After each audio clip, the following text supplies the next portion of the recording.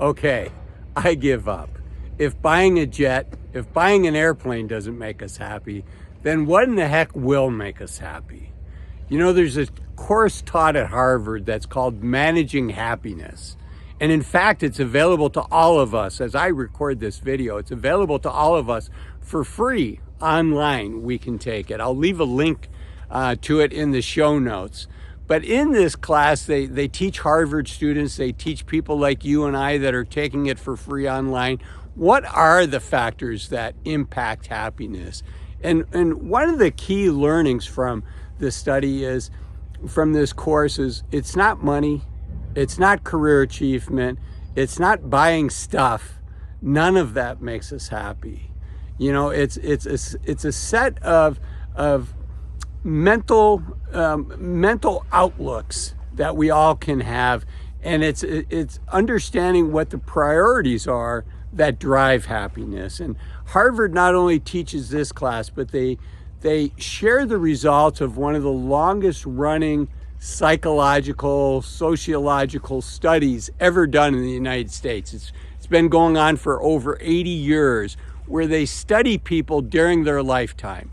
They take students at Harvard and then they follow them. In fact, famously, John F. Kennedy, when he was a student at Harvard, was one of the candidates that they recruited into this study. So they followed him and other people that went to Harvard and said, okay, what impacts these people? And many of you might be thinking, well, Harvard students, you know, they've got a lot of advantages going into life, and that's absolutely true. But the question is, do those advantages lead to happiness? And you know, for those of us that didn't go to Harvard, the good news is no, you don't need to go to Harvard to be happy. In fact, going to Harvard might make it harder to be happy, because what they found is it's not career success. It's not financial success. It's not, you know, being a professional athlete and being the best athlete in town. It's none of those things. It's something that we all can participate in, which is having positive relationships in our lives. Our family, our friends, our spouse, our children, just fostering those relationships. That can do a lot to lead to happiness, but it's necessary, but it's not complete. It's not the only thing. We need more than that. And that's why the professor at Harvard, his name is Arthur Brooks. Now, you might have heard me mention Arthur Brooks' name before.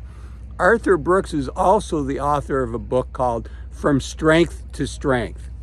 And my audience is primarily people 40 and above that I want to put on their radar screen thinking about retiring sooner than maybe they otherwise would, particularly if they're financially independent already.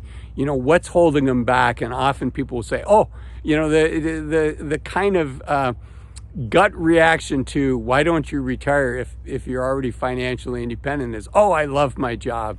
But the question is, do they really? You know, unfortunately, fewer than 20% of people at all levels, not just, you know, certain levels, but at all levels report, you know what, only 20% report that they really love their job.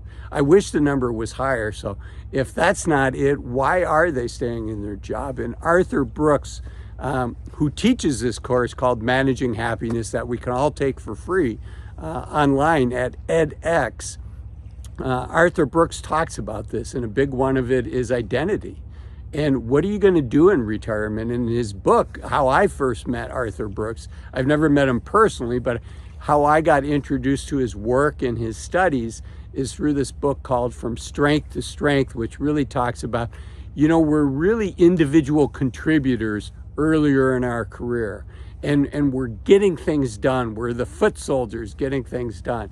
But as we age, you know, it's not only are we getting older, but the way our mind works is different. He talks about the crystalline memory and this fluid memory, and how each has its own strength. But Arthur Brooks wrote this book, and he also teaches this class, and I'm a huge fan of his. I highly suggest his book. I haven't taken his class yet. But over the holidays, I understand you get 6 weeks from start to finish, and then it kind of kicks you out of the program because it wants us to be serious about actually taking the program and doing the work. But you know, the thumbnail for this video is not clickbait. It shows me in front of an airplane. Now, admittedly, I didn't buy a jet, but when I was younger, I was actually building up flight hours to get a job with the airlines. That was one of my passions. And the least expensive way to do that when I was doing it was actually to buy an airplane and to use it to teach other people to fly, and also to fly with my friends that were also looking to build hours. And it was the least expensive way to do that. Right now, the airlines are really hiring a lot, and it takes kids, in today's dollars, about $100,000 to get the ratings to become a pilot, sometimes more. And I was fortunate. I actually, in my journey, actually made money building up all my hours because of my time as a flight instructor, owning an airplane, being able to use it for flight instruction, things like that. So yes, I did own an airplane. It was not clickbait, but no, owning an airplane did not bring me happiness. In fact, it was a lot of responsibility. It was a lot of work. It took away happiness. And as I record this, I'm in Northwest Washington State.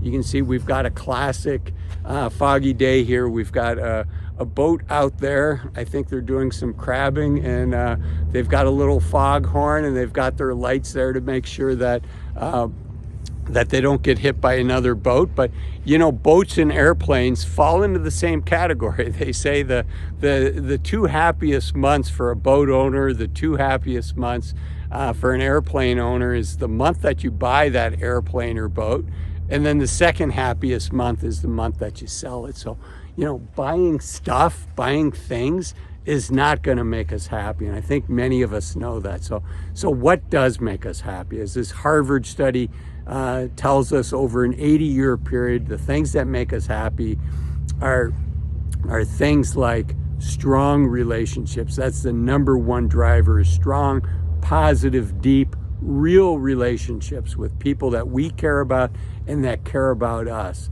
Another thing that makes us happy is spending our time, spending our money on experiences with others, as opposed to buying stuff. Many of us have had the experience of buying a new car, and we're all excited about the new car.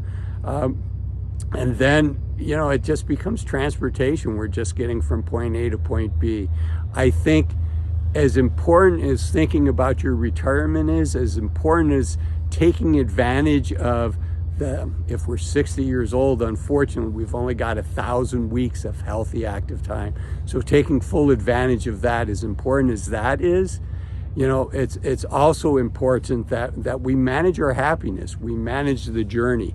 And along those lines, I want you to watch this video up here, which talks about 8 things to consider stopping doing or doing less of in order to enjoy your 60s more. 8 things to stop doing to enjoy the journey more. I'll see you in there. Bye-bye.